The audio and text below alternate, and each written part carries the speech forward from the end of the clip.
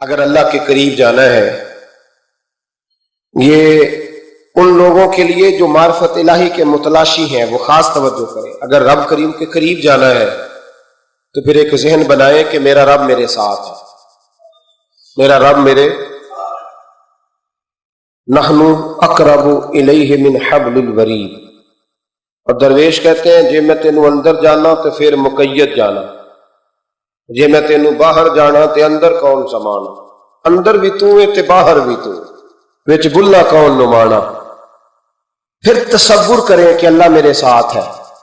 حضرت جنید بغدادی رحمۃ اللہ علیہ کہتے ہیں میں نے اپنے مرشد سے کہا کوئی وظیفہ جو پڑھا کرو، فرمانے لگے جنید پڑھا کر کے اللہ میرے ساتھ ہے اور اللہ مجھے دیکھ رہا ہے، یہ وظیفہ پڑھا کر۔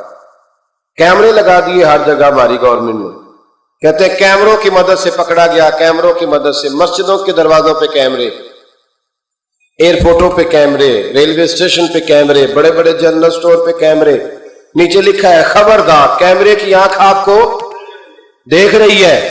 کیمرے کی آنکھ دیکھے تو لوگ گناہ نہیں کرتے، تو یہ کیوں نہیں سوچتے کہ رب ہمیں دیکھ رہا ہے؟ یہ تصور کیوں نہیں جمتا کہ رب ہمیں؟ اور اللہ فرماتے ولی من خاف مقام ربہ جنتان، جو اللہ کے سامنے کھڑے ہونے سے ڈر جائے گا نا، اللہ اسے 2 جنتیں عطا فرمائے گا۔ اللہ اسے ایک دفعہ اگر کوئی ڈر گیا اللہ کے سامنے کھڑے ہونے، کتنی دفعہ بولے تو صحیح؟ اس پر ہمارے مفسرین نے لکھا ہے کہ کبھی زندگی میں ایسا ہو کہ گناہ پر ہمارا پورا قبضہ ہو گیا ہو، گناہ پورا قابو میں آ گیا، اب کوئی روکنے والا نہیں، تو فرمایا جو اس وقت اللہ کے خوف سے ڈر جائے گا اللہ اسے 2 جنتیں عطا فرمائے گا۔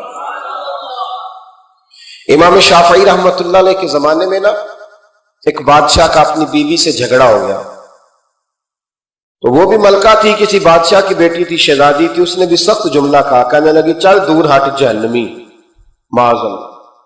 اب اس نے اپنے خاوند کو جہنمی کہا تو وہ کہنے لگا اس کا خاوند کہ اچھا تو مجھے جہنمی کہتی ہے، جا پھر اگر میں جنتی نہیں تو تجھے 3 طلاقیں۔ اب کیسے ثابت ہو کہ جنتی ہے کہ جہنمی ہے؟ کیسے پتہ چلے گا؟ علماء سے پوچھا تو وہ کہنے لگے ہم کیسے بتائیں، کون ڈگری دے کہ تو جنتی ہے کہ جہنمی ہے؟ بات دور نکل گئی۔ امام شافعی کے پاس گیا، وہ رسوخ رکھتے ہیں علم فقہ کا، ان کے پاس گیا، جا کے کہنے لگا حضور یہ مسئلہ ہے۔ امام صاحب فرمانے لگے اکیلے میں مجھے ملتے ہو؟ وہ اندر آیا، کچھ دیر گفتگو ہوئی تو امام صاحب فرمانے لگے لو جی یہ بندہ جنتی ہے، اس کی بیوی کو طلاق کوئی نہیں ہوئی، یہ جنتی ہے۔ آپ کو پتہ ہے لوگ فتویٰ جلدی دے دیتے ہیں، کچھ لوگ خلاف تقریریں کرنے لگے کہ بادشاہ تھا تو امام صاحب نے بچا لیا، کیسے آپ نے ڈگری دے دی کہ جنتی ہے جی؟ تو امام صاحب کہنے لگے تم بحث نہ کرتے تو میں بات پردے میں رہنے دیتا۔ سنو، میں نے بادشاہ کو تنہائی میں بلا کے پوچھا ہے کہ کبھی اللہ سے بھی ڈرے ہو؟ صرف اس لیے کہ اس وقت اللہ دیکھ رہا ہے۔ یہ نیت کبھی بندوں سے ڈر کے تو بندے بڑے گناہ نہیں نہ کرتے، کبھی اللہ سے ڈر کے بھی چھوڑا ہے؟ تو بادشاہ کہنے لگا بالکل چھوڑا ہے۔ میری ایک کنیز تھی بڑی خوبصورت، غریب گھر کی ملازمہ، غریب گھرانے کی تھی، ایک دن میں آیا تو میرے کمرے میں صفائی کر رہی تھی، معاذ اللہ میرا اس پہ دل آ گیا، میں نے دروازہ بند کر لیا۔ دنیا کی کوئی طاقت نہیں تھی، میرا اپنا محل تھا، مجھے خود دیکھ بھی لیتا تو کسی میں جرت نہیں تھی مجھے منع کرنے، اور میں چونکہ حکمران تھا، مطلق العنان تھا، کوئی شکایت بھی نہ کرتا۔ لیکن جب میں نے اس کی طرف ہاتھ بڑھایا تو اس نے ایک ہی لفظ کہا، کہنے لگی تو اللہ سے نہیں ڈرتا؟ تو اللہ سے نہیں ڈرتا؟ کہنے لگا کوئی نہیں تھا امام صاحب مجھے منع کرنے والا، کوئی نہیں تھا۔ لیکن جب اس نے کہا تو اللہ سے نہیں ڈرتا تو میں کانپنے لگا، میں نے اس سے معافی مانگی، غریب ملازمہ سے میں نے بادشاہ ہو کے معافی مانگی، میں نے معافی مانگی، پھر میں نے دروازہ کھولا، کہتے وہ چلی گئی۔ امام صاحب کہنے لگے اٹھ میرے سینے سے لگ۔ کہا حضور کیا ہوا؟ فرمایا جو تنہائی میں اکیلے میں ایک دفعہ بھی رب سے ڈر جائے اللہ اسے 2 جنتیں عطا فرمائے گا۔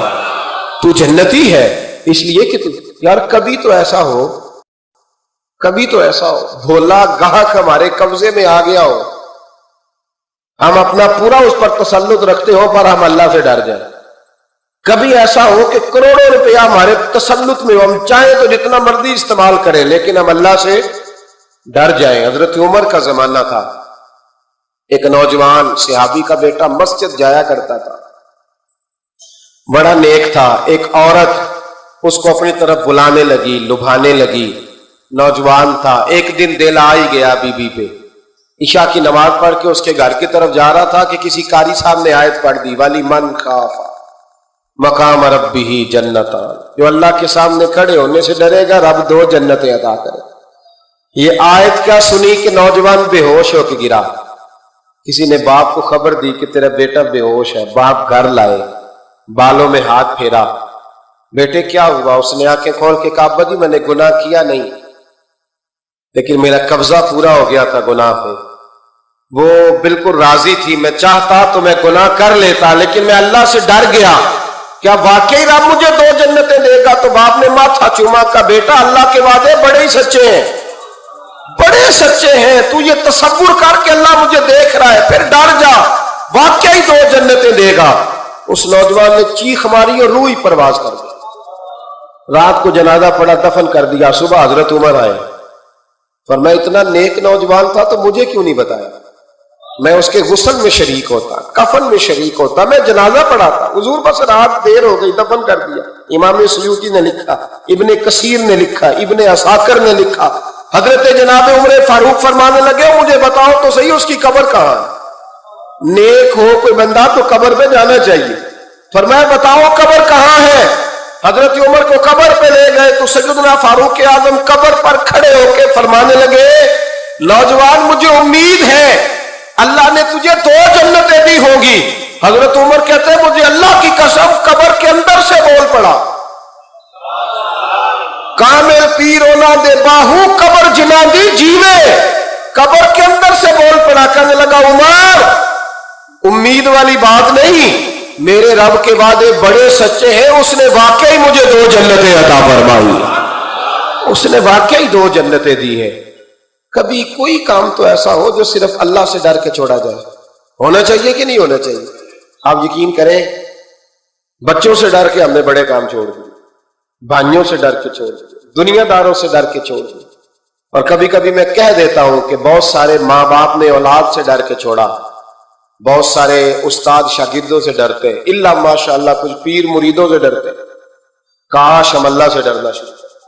جب رب سے ڈرو گے پھر کسی اور سے نہیں ڈرو گے. اللہ کا خوف سنوارتا ہے، سجاتا ہے. یہ ذہن بنائے.